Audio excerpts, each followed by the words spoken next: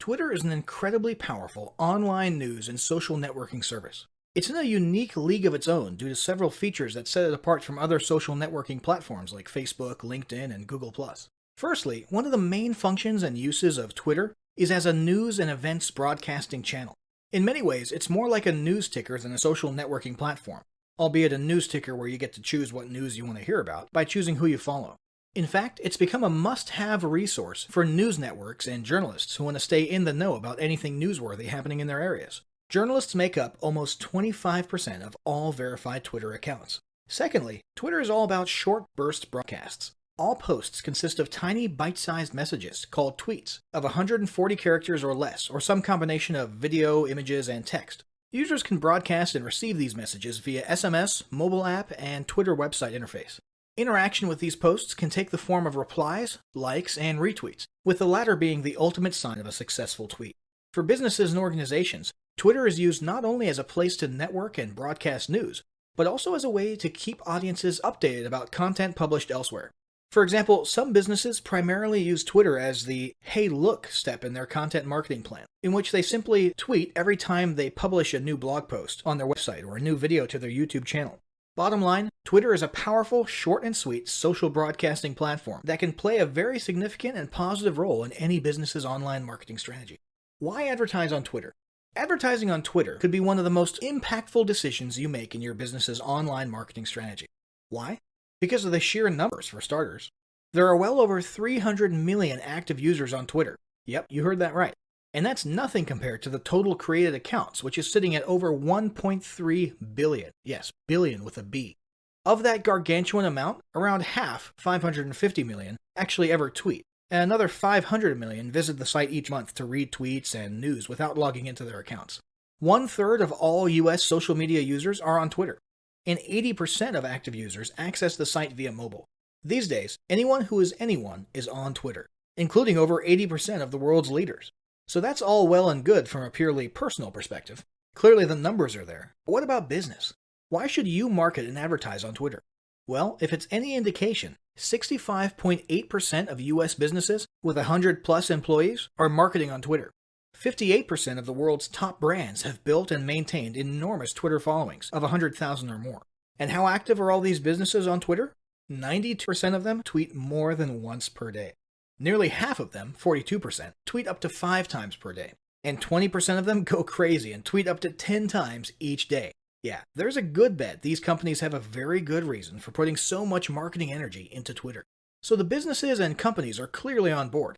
But what do consumers think? Well, the average Twitter user follows 5 companies, and 80% of them have mentioned a brand or business in a tweet. 54% of consumers on Twitter reported they've taken action in response to seeing brands mentioned in tweets. For example, retweeting, going to the brand's website, or searching for the brand, and so on. To finally drive the point home, Twitter revealed in 2016 that total paid ad engagements had grown a whopping 208% year on year. Yikes. So, to conclude, the question clearly isn't whether or not you should be advertising on Twitter. The question is, what are you waiting for?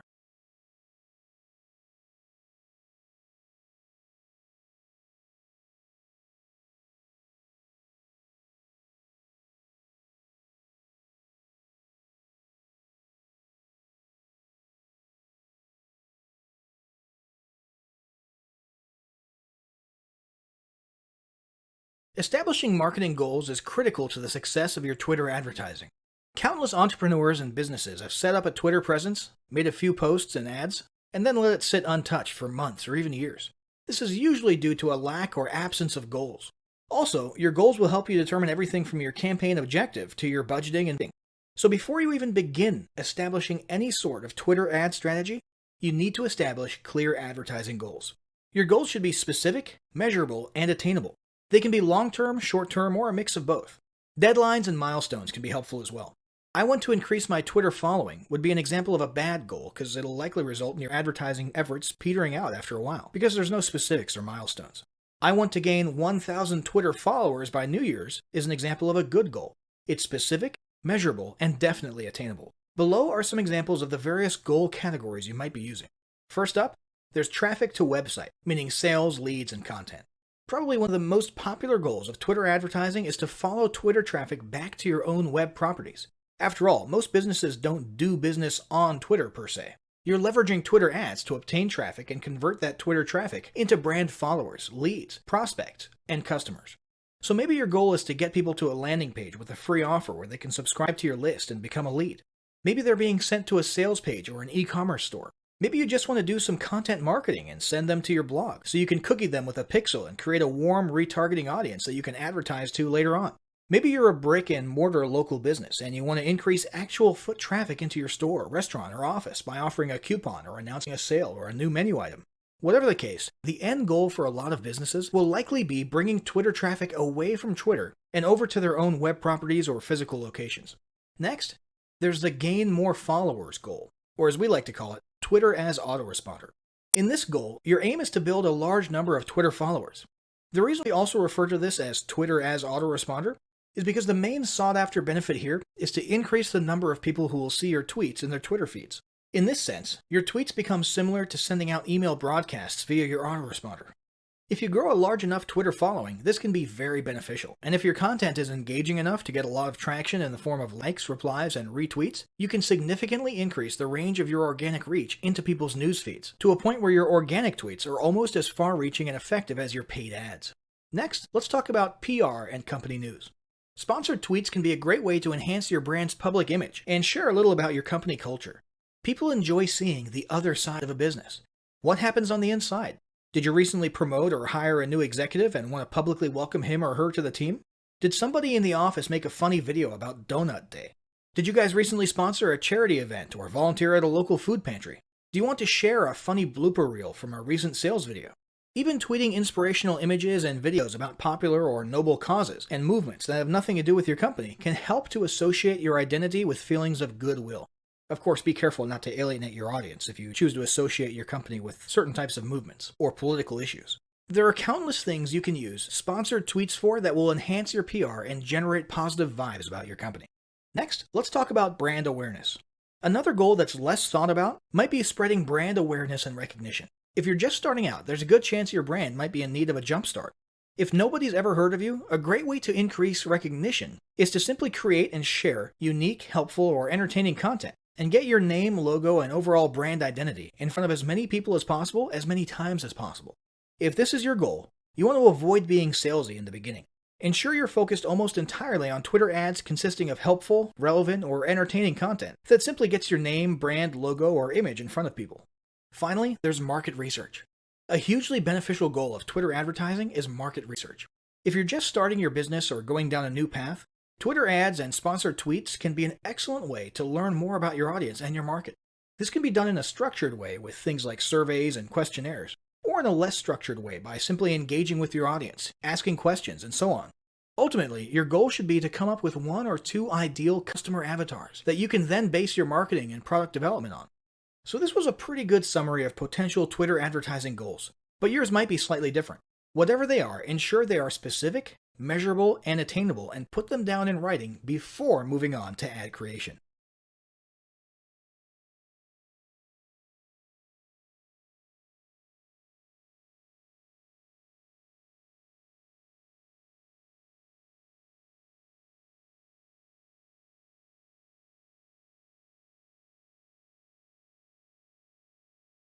So, hopefully by now you've established your Twitter advertising goals. Now it's time to create a campaign, and the first step is deciding on a campaign type. There are 6 types of Twitter ad campaigns, also referred to as objectives. These include website traffic ads, Twitter following ads, tweet engagement ads, video view ads, brand awareness ads, and app installs. Depending on your goals, you might end up using just one, a few, or even all of these ad types at some point. We'll take a closer look at each ad type right now. First, one of the most common Twitter ad types is website clicks or website traffic. This is more or less exactly what it sounds like. Use this ad type to send traffic from Twitter to your website, a squeeze page, sales page, e-commerce store, or a piece of content like a blog post or article.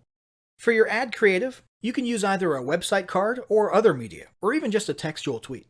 Ideally, you'll want to include a very clear call to action in your ad to encourage people to not only click, but also to follow through with certain actions on your website or page. With website clicks, you're setting your bidding and budget in accordance with how many clicks you get to your website. Any other benefits you gain from from this ad, such as followers, retweets, likes, and so on, are completely free. Website click ads work great when combined with conversion tracking. Simply place your Twitter website tag, which is the name Twitter uses for their tracking pixels, on the appropriate page for the type of action you're tracking. For example, if you're collecting leads, place your code on the thank you page. The number of people tracked as arriving on that page tells you how many people filled out your lead form. We'll discuss more about conversion tracking and analysis later. For now, just know it's a good idea to have a website tag on as many of your pages as possible so you can make use of that information later on. Next, there's tweet engagement ads. Tweet engagement campaigns are an excellent way to boost your reach and the number of people interacting with and sharing your content. You can either create an ad creative for this purpose, or you can choose to use an existing organic tweet. Basically, a tweet engagement ad campaign promotes these tweets to a bigger, targeted audience that you otherwise wouldn't reach organically. Rather than painstakingly try to organically network your way in front of the perfect audience on Twitter, you can have any tweet appear in front of your ideal target audience right there in their Twitter newsfeeds. These tweets look and behave exactly like normal tweets, except that they have a small label on them that says promoted. This native look and feel really helps increase the amount of engagements you can expect to receive. In the case of tweet engagement campaigns, you're basically paying Twitter for every time a person interacts with your tweet in any way. This includes retweets, replies, likes, and pretty much any other interaction a person may have with your promoted tweet. Next, there's the increase followers campaign type. Twitter followers can be super valuable for your business. Unlike Facebook, where the percentage of your followers who see your organic posts is very small, with Twitter, your followers can pretty much be expected to see all your tweets. For that reason alone, the increase followers ad type can be very beneficial. Customers who follow you on Twitter are much more likely to become customers and advocates of your brand. According to Twitter's own research, 75% of consumers feel better about small and medium-sized businesses after following them on Twitter, and 69% have purchased from a business because of Twitter content once or more. This campaign promotes your actual Twitter account rather than the individual tweets to a target audience that you think might be interested in your brand. It does so by featuring your account in places like the Who to Follow panel and their home timeline. In this case, you'll be paying Twitter based on instances of people choosing to follow you. This can be an easy and relatively inexpensive way to accelerate your follower growth and significantly boost your organic reach. Next, there's brand awareness ads. Awareness campaigns can be incredibly helpful in getting your brand name or identity in front of as many eyeballs as possible, and ultimately drive better awareness for your business. This can be especially useful when you're a newer brand and you're looking for a quick boost in name recognition within your target market, niche, or industry. The ad in this case can be any typical promoted tweet, meaning text only or text and media. But the real difference is in what you're paying for. Rather than paying for specific actions taken by users on your tweets, you're paying for impressions. An impression is any time a tweet is made visible in someone's newsfeed. The great thing about this model is that impressions are dirt cheap. 1,000 impressions will typically cost you anywhere from a few dollars to $12, depending on things like targeting. The downside is that impressions come and go very quickly and don't necessarily produce direct ROI or results. A person could literally scroll or swipe past your tweet, barely noticing it, and that would count as one impression. If your goal is to get your brand in front of as many people as possible in a short amount of time, then this would be fine, because people would at least be getting exposed to your logo or image, even if they're not stopping to learn more. Just don't expect a ton of engagements or clicks from these tweets, although you'll get a little bit and it doesn't cost you extra. After that, there's video views, also known as promoted video. Video view ads are exactly what they sound like. You're exposing your video to as much of your target audience as possible and paying Twitter for each time a person watches that video. This is very powerful, because videos on Twitter are shown to drive the highest recall and emotional connection of any digital platform, according to business.twitter.com. Another recent addition that makes this advertising tool even more powerful is the autoplay feature, which causes your video ad to automatically start playing with no sound as users scroll past it in their timelines. This dramatically boosts interactions and views. Now, since you're lining Twitter's pockets, they allow you more freedom with videos than organic video tweets. File size can be huge, but they recommend you keep it under 1 gigabyte. Maximum length is typically 2 minutes and 20 seconds, but you're allowed to ask them directly for up to 10 minutes and they might approve you for that. Frame rate should be 29.97 or higher, and videos ideally should be at least 720p resolution or higher for that nice crisp look. Keep in mind, they're trying to keep Twitter timelines pretty. Twitter recommends you have a good CTA or call to action in the textual part of your tweet, namely a CTA explaining why they should watch your video. This will encourage people to stop as they're swiping or scrolling by and actually take time to view. They also recommend you get the meat and potatoes of your message out clearly in the first 15 seconds and keep the rest of your message short and sweet. Now, a quick warning here. Twitter considers any instance of autoplay in the timeline at 50% view, lasting 2 seconds or more, to be a chargeable video view. This isn't terrible, and in fact most platforms are starting to lean towards this form of charging. But it's important to note because it means you'll be paying even if people don't unmute or click to enlarge your video. This shouldn't discourage you, but just be aware of it when you're establishing your budget and your bidding. Last but not least, there's app installs and app re-engagement. This is a very powerful feature of Twitter advertising. This only applies to you if you have a mobile app of some sort, and if you do, you can create a promoted tweet that actually connects to your app on the App Store and pay Twitter for each time a person installs your app on their device. Beyond that, if you're looking to get more people to open that app later on, you can create Twitter ads that cause the app to open up on their device. This can be a great way to keep your mobile audience thinking about your brand or engaging with your software or content. You can choose to pay Twitter for clicks to install or for actually completed installations. And of course, you can pay them for clicks to open the app in the case of the app re-engagement ads. So, now that you've got a handle on creating Twitter ads, how do you ensure they're performing as well as they could, and how do you capitalize on that traffic you just paid good money for? That's what we'll be covering in the next section.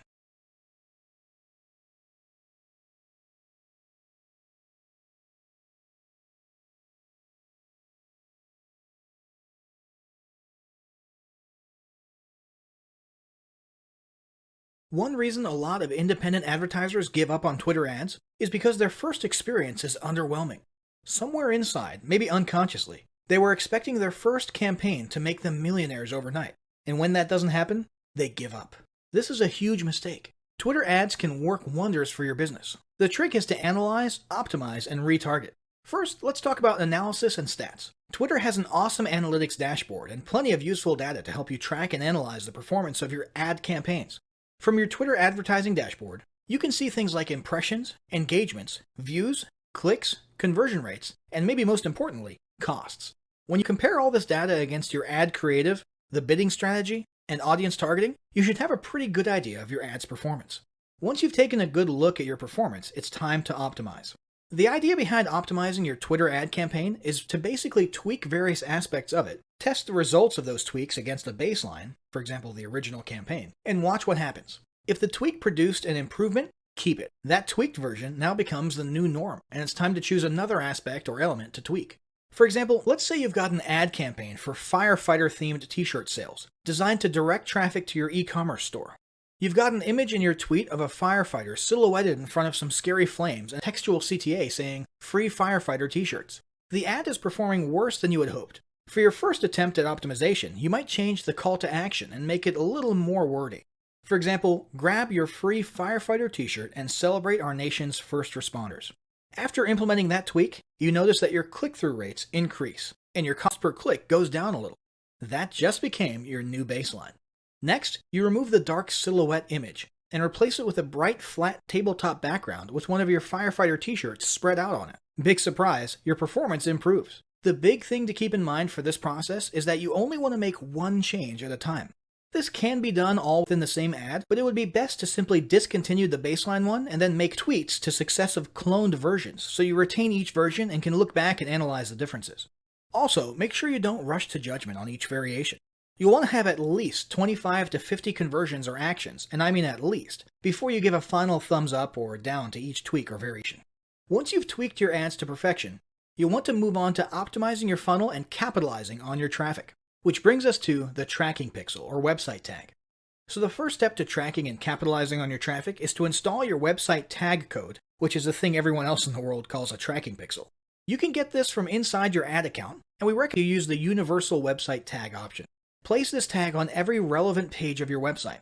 This should include your squeeze pages, your thank you pages, your sales pages, your checkout pages and order forms, your upsell pages, and pretty much every page in your funnel. You should also put this in your members area welcome page. This way, you'll be able to track and analyze the way your traffic flows through your whole customer experience, and where in the funnel your customers are stopping. This way, you can tweak the pages in question to try to improve their conversion rates.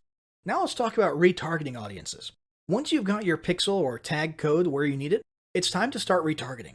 Retargeting is done by creating custom audiences based on user behavior across your pages.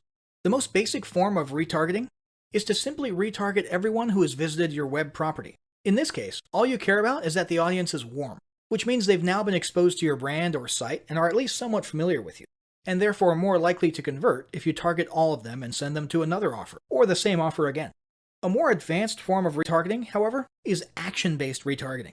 In this case, you create a custom audience based on pages someone visited or didn't visit, and then you custom tailor an ad message to them. One example might be for people who did land on your squeeze page, but did not land on your thank you page.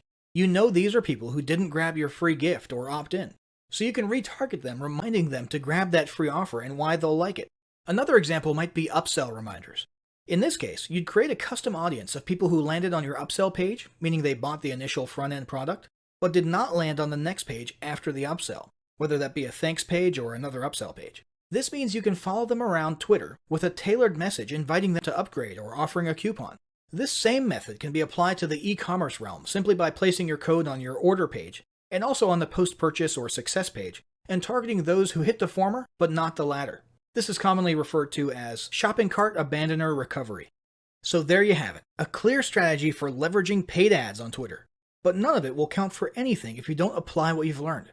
Make sure either you or your team start implementing what you've learned right away using the battle plan below. Step 1. Establish your big picture Twitter advertising goals and ensure they're specific, measurable, and attainable. Step 2. Choose an appropriate ad type or objective. Step 3. Make your targeting and budget decisions for your first ad in accordance with the goals you established at the beginning. Step 4. Design an ad creative that's eye-catching and engaging. Step 5. Analyze your performance after getting at least around 25 to 50 conversions. Step 6. Start tweaking and optimizing your campaign to boost performance.